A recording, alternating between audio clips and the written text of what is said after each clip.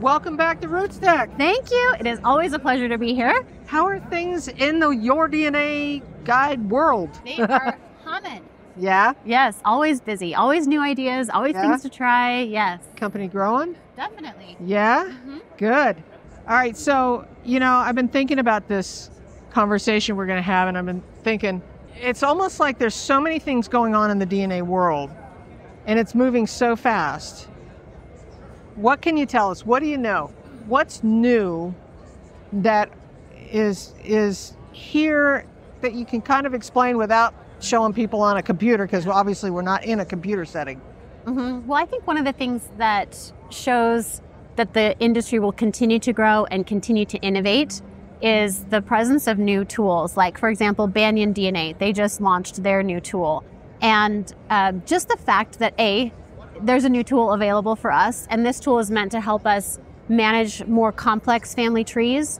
And everybody is always asking, well, that's great for you, but I've got this other situation, And so that we've been in the industry long enough now where not just the most popular questions are being addressed. It's now tools for people that maybe are, again, in this kind of smaller population, but just the fact that the tool exists and that someone built it means that we're moving forward to a place in the industry where there's time and space and effort and energy to create things that are for everyone, which is really cool.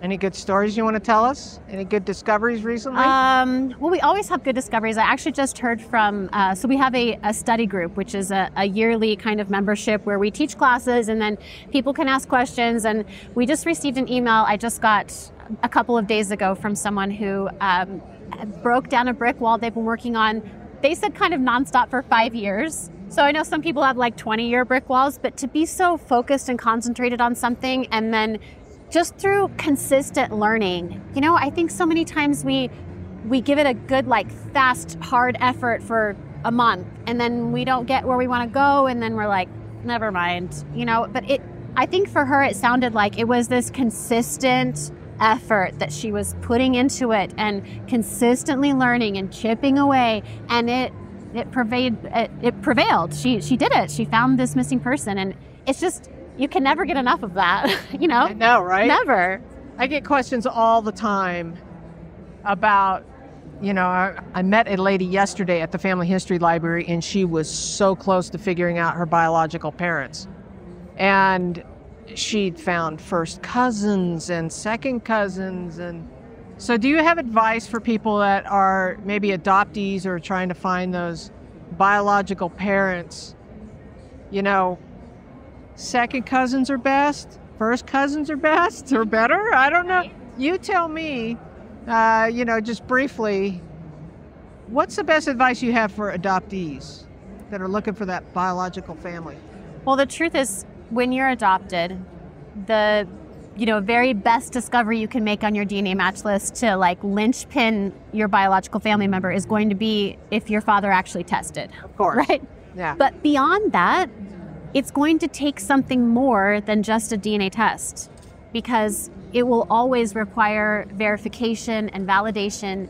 It's always going to require methodology, genealogy methodology, and the further back you're closest to match, the more of that you're going to need. Yeah. And so I think while, yes, DNA has become a huge help for people seeking biological relatives, it will never be a golden ticket. Yeah. It won't, because you will always need other information, either information from people to be tested themselves or genealogy information, oftentimes both. And so, if your closest match is a second cousin, the best you're going to get probably is a pool of possible candidates who could be your biological parent. And that's it. That's all you're going to get. DNA can't tell you any more than that. You'll have to move forward in a different way. And so I think for a lot of people, part of what I try to get out there is in advance, decide what would you be willing to do? Would you be willing to reach out, cold call someone? Would you write them a letter? There will need to be a next step. So what will that be? Yeah, I think sometimes, and putting adoption aside, just DNA in general, I think sometimes people think that they're going to take a DNA test and it's going to ripple out a family tree. Yeah. And it doesn't quite work that way. We just use it as another tool in the tool belt, along with records and a lot of other things that we have available to us. Definitely. Tell me what's going on new with you and your DNA guide. Well, we're really looking forward to study group starting again. So that will start again in April. And what I really like this year, we decided to format it a little bit differently to where we'll teach 2 classes a month and one at different levels. So we'll teach some like pretty advanced stuff, and then we'll teach some pretty foundational things to try to reach people wherever they are. But what I'm most excited about is we've instituted a private discussion board. And so I felt like last year we didn't have that. And so in between classes, if you had questions, it was kind of difficult to get them answered. But now you can just post your question on the discussion board and one of our coaches will answer it for you. So it's, about the topic of the month, whatever it is. And so then you can go in and be like, okay, I tried what you said in class, but it did not work. And then you can kind of be guided through it. So I'm just excited that I feel like there's no way to get stuck now. Like there's always someone to ask, and there's always an answer, and there's always an upcoming class that can teach you more or build on what you already know. So that's what I'm most excited about is study group. But we got some good courses I think we're going to develop this year. We're going to do a WATO course. Nice. To dive into that tool. And now, of course, that's been updated to WATO Plus. I was going to ask about that. Right? So there are 2 now, and when do you use which one and all that. And so that's exciting. So again, another evidence that the industry is growing is that, I definitely want to take the WATO class. Right? WATO class will be really fun. It'll be really fun because it's such a valuable tool. But you have to have kind of all the right pieces together before you need it, Let me explain. The WATO tool is what are the odds, and that's on the DNA Painter website. And so it can really help figure out what are the odds between all of these matches, which one is the likely path. How are you related to this group of people, right? So you give it a family tree of matches that you found in your match list and say, okay, I can see how all these people are related to each other, but how am I related to them? And that's what the tool does best is help. How do you feel about the MyHeritage DNA tools? I love the MyHeritage DNA tools. I think what my favorite MyHeritage DNA tool isn't often talked about. It's actually that in their shared matches tool, you can see shared matches of matches, right? So I can look, and if we're a DNA match and we have this third person that matches both of us, his name's Bob, at every other company, I can't see how you're related to Bob. I can only see how I'm related to Bob. But at MyHeritage, it tells me that you guys are brother and sister. Oh, well, that's simple because I already know about you, right? So it's so helpful to have that shared matches of matches. I love that MyHeritage does that. One of the things that I like at MyHeritage as well is their the auto cluster. Now, I know you can get the auto cluster off that site third party. But just to have the auto clustering, to be able to group those matches together really quickly is kind of fun. It is fun, and it's just so visual. It is so visual, right? All the confetti that kind of like coalesces into this thing. Yeah, it is kind of fun. Yep. Trying to think, what else do you want to tell us, to tell the world that you got going on? Anything? I think one of the things I've been thinking about the most this year is about how to better incorporate DNA into your own story. Yeah. Because I feel like in a lot of people's minds, DNA is this separate thing. There's your genealogy work and there's your DNA work. And I want to help people really bring it together and show how incorporating the DNA findings that you have in a way that's understandable and that's manageable. And I think it's DNA, oftentimes it's going to be that hook for your family member to actually be interested in the story.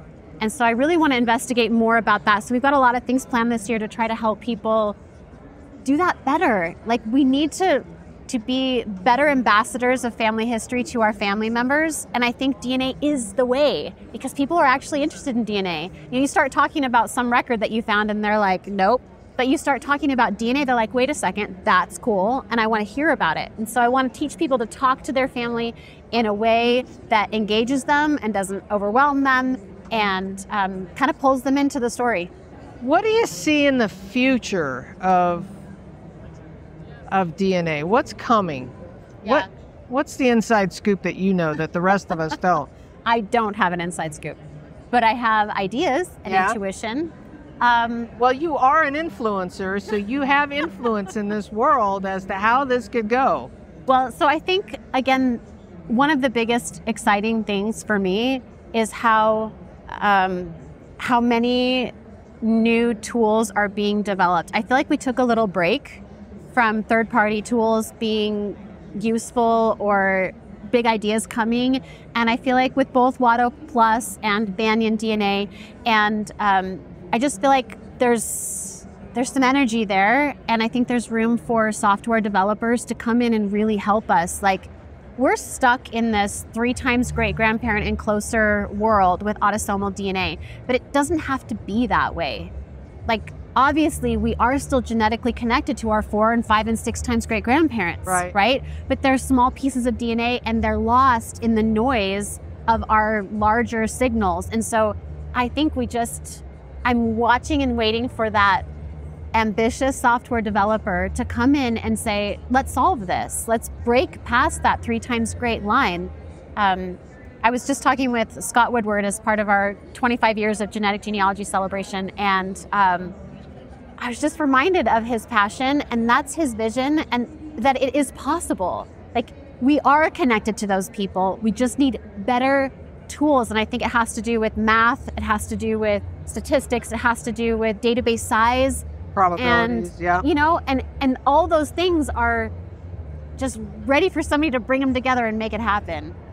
Explain what the Banyan tools is for those who are not familiar. Yeah, so the Banyan DNA tool works very much like What Are the Odds from DNA Painter. So with DNA Painter, you have one couple and you mark everybody who's a descendant of that couple.